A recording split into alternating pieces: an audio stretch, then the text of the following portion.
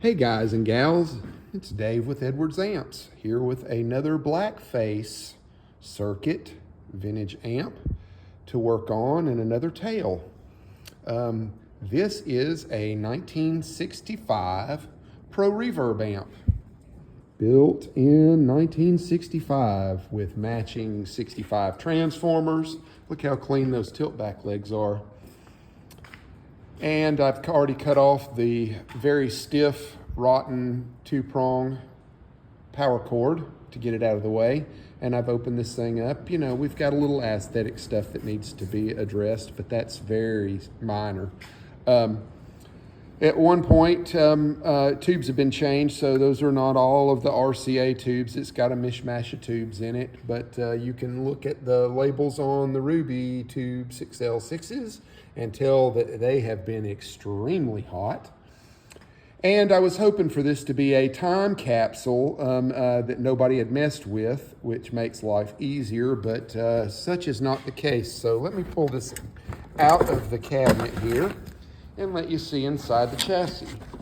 The good news is the amp is pretty much intact. So original transformers, original tube sockets, original pots, all of the Mallory blue molds are there, but somebody's been inside it and done old electrolytics and stupid stuff like resistors from the input jacks to ground that didn't need to be there, and some stuff had been replaced, like this 47 ohm is not the right size. And then they've replaced the screen grid resistors with mismatched ones, and that one's too small to begin with. But it's mostly there. So, you know, got to straighten out some stuff and remove some solder and get rid of old. And I mean, those are old, you know. And of course, this amp is from 1965.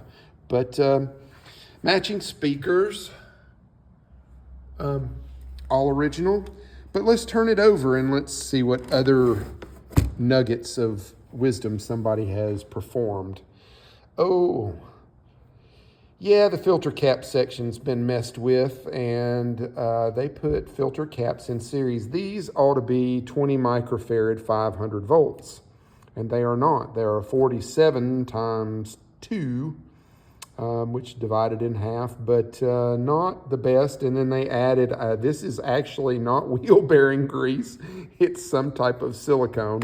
So I got to get that out of there, but they're very old caps. I see caps that old in like 1970s Music Mans. So that's got to go. But you know, the right transformers from 65, choke, reverb driver, all of that's original. So I'm going to start the restoration process on this amp. I did notice that on the normal channel, the volume pot is like really, really stiff.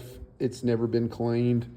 But not a bad amp. Customer bought this in a pawn shop. Believe it or not, there are still pawn shop finds, and got a pretty good deal on it. But cabinets all original, grill cloths all original. And I am going to put this amp back together and make it not only functional, but reliable. So stay tuned, and we'll talk to you soon.